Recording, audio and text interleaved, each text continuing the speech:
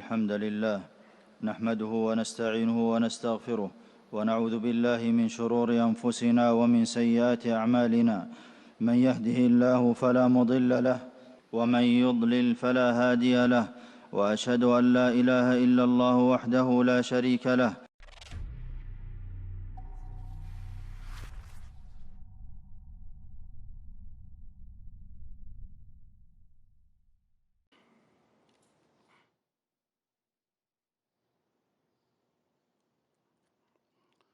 الحمد لله الذي زينت بحمده الأفواه وخضعت لعظمته الجباه. أحمده أبلغ الحمد وأكمله وأشمله، وأشهد أن لا إله إلا الله وحده لا شريك له، لا ناقض لما بناه ولا رافع لما أهواه ولا مانع لما أعطاه ولا راد لما قضاه. وأشهد أن نبينا وسيدنا محمدًا عبده ورسوله الذي اختاره ربه واصطفاه.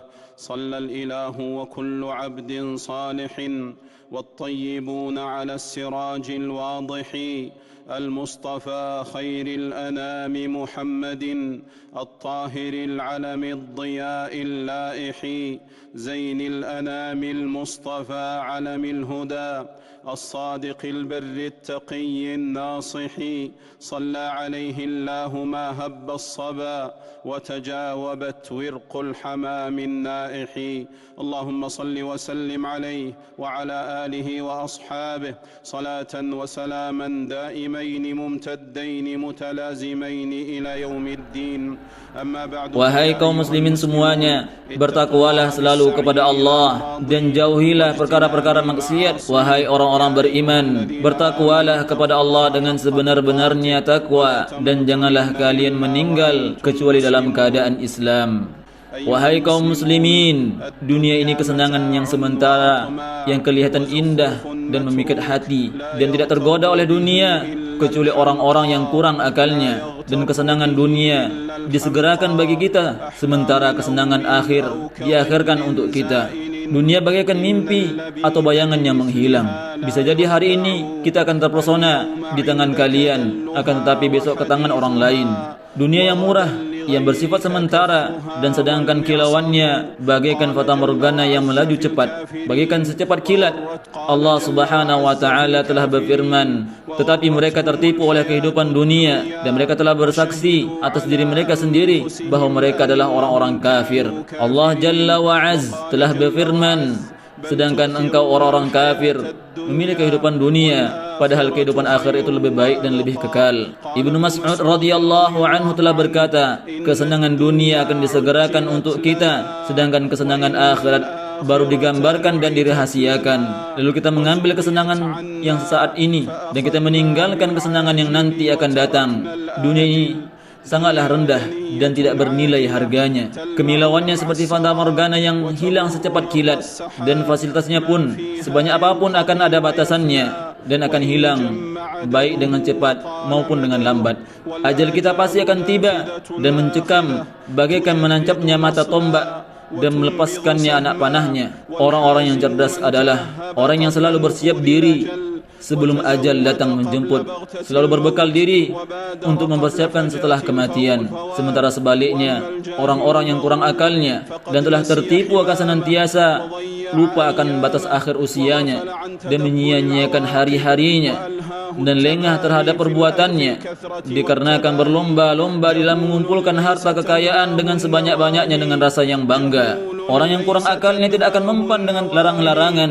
Kalian akan selalu mendapatkan sebagian orang-orang yang akan terperdaya. Orang-orang yang kurang akal, kesehariannya akan tenggelam dengan senda gurau dan tidak mengingat akan adanya malapetaka pada kemudian harinya.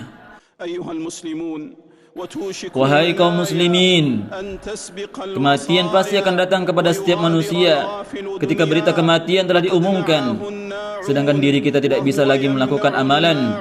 Kematian datang menjemputnya tak kala ia sedang bersenda gurau, sedangkan malaikat maut datang menjemputnya sementara dirinya belum mempersiapkan diri dan belum berbagi ilmu, belum mengalirkan air, belum menggali sumur, dan belum menanam pohon kurma, dan belum membangun masjid, belum mewariskan mushaf, dan belum mewakafkan properti. Itu bisa terjadi karena dangkalnya pola pikirnya dan jeleknya pengaturan manajemennya. Wahai kalian-kalian yang pelit terhadap dirinya sendiri, wahai orang-orang yang belum berbekal untuk akhiratnya dan tidak ingin menginfakkannya di jalan kebaikan dan tidak memanfaatkannya untuk persiapan perjalanan yang panjang dan tidak memikirkan berakhirnya kehidupan, dan persiapkanlah harta benda untuk keluargamu. Dari Abdullah bin Sikhir radhiyallahu anhu, aku mendatangi Nabi sallallahu alaihi wasallam dan beliau tengah membaca Alhaakumut Takatsur, bermegah-megah telah melalaikanmu. Anak cucu Adam telah berkata, hartaku, hartaku. Hartamu, wahai anak cucu Adam, adalah yang apa yang engkau makan, lalu engkau habiskan, yang engkau kenakan, lalu engkau usangkan, atau yang engkau sedekahkan, lalu engkau habiskan. Dari Abdullah bin Mas'ud radhiyallahu an, telah berkata bahwasannya Rasulullah sallallahu alaihi wasallam telah bersabda, siapakah di antara kalian yang lebih mencintai harta ahli warisnya daripada hartanya sendiri? Mereka menjawab, ya Rasulullah, tidak ada seorang pun di antara kami melainkan lebih mencintai hartanya sendiri. Lalu beliau sallallahu alaihi wasallam bersabda, sesungguhnya hartanya sendiri ialah apa yang telah dipergunakan, yang disedekahkannya, dan harta ahli warisnya ialah apa yang telah ditinggalkannya. Kalian tinggalkan harta benda untuk mewariskannya. Sekiranya kalian sadar, tentu kalian tidak akan menyisihkan harta kalian. Orang-orang setelah kalian meninggal akan bersenang-senang, sedangkan kalian sendiri telah dilupakan. Mereka meratapi kalian. Apakah kalian pernah meratapi tentang harta warisan?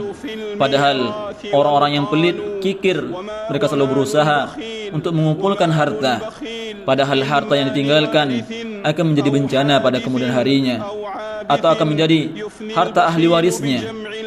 Bagaikan ulat sutra, sutra yang dihasilkan akan membinasakannya, akan tetapi pihak lainlah yang memanfaatkan hasil usahanya. Tidak akan ada manfaat dari harta yang telah dikumpulkannya.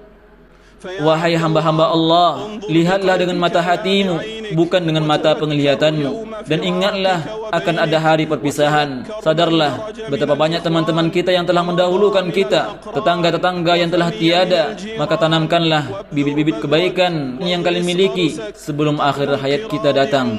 Dan sungguh tidak akan pernah sama hasil yang kita usahakan sendiri dengan hasil orang lain yang telah kalian percayakan dengan sepeninggalan kalian. Kalian tidak akan tahu orang yang menjalankan wasiat tersebut telah benar-benar telah menjalankannya atau malah berubah, menggantinya, menundanya, dan menyampaikan wasiat kalian. Semoga Allah menyadarkan hati-hati kita dari kelalaian-kelalaian dan menyelamatkan kita dari keterpurukan dan kebinasaan, serta mengampuni segala dosa-dosa kita. Innahu kana lil awwabin ghafura.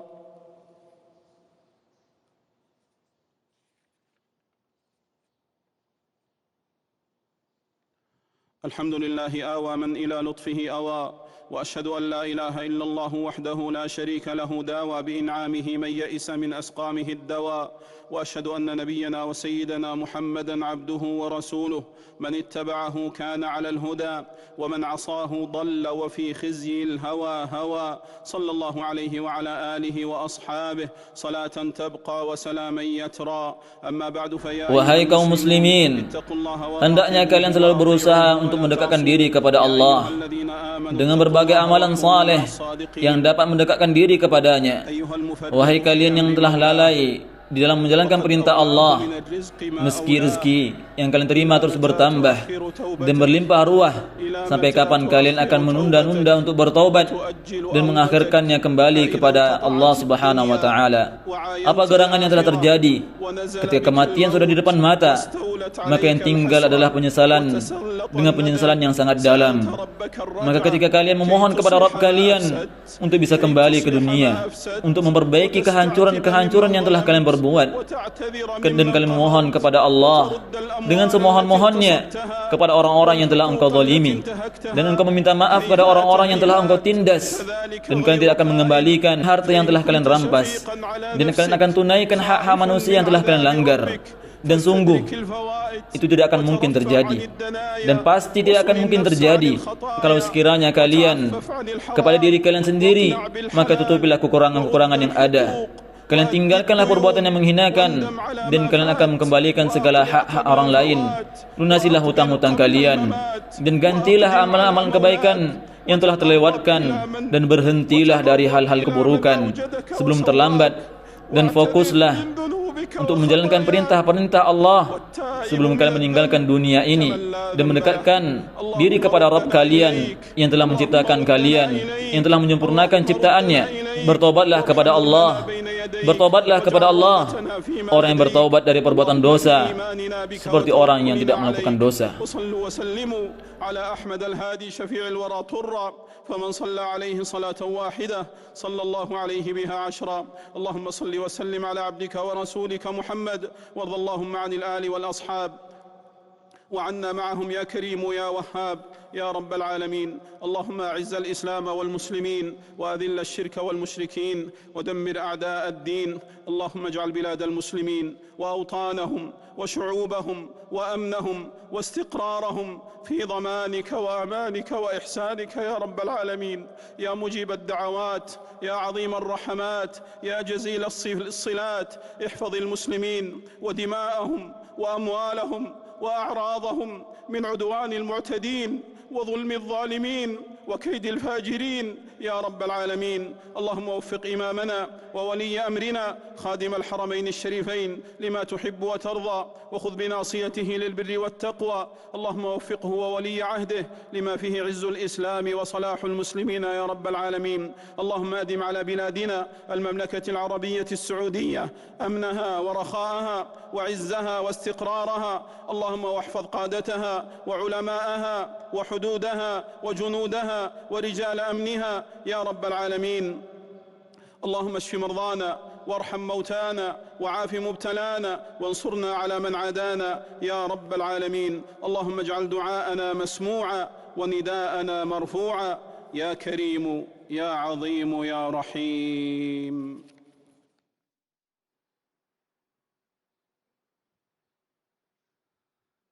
إن الحمد لله نحمده ونستعينه ونستغفره، ونعوذ بالله من شرور أنفسنا ومن سيئات أعمالنا. من يهده الله فلا مضل له، ومن يضلل فلا هادي له، وأشهد أن لا إله إلا الله وحده لا شريك له،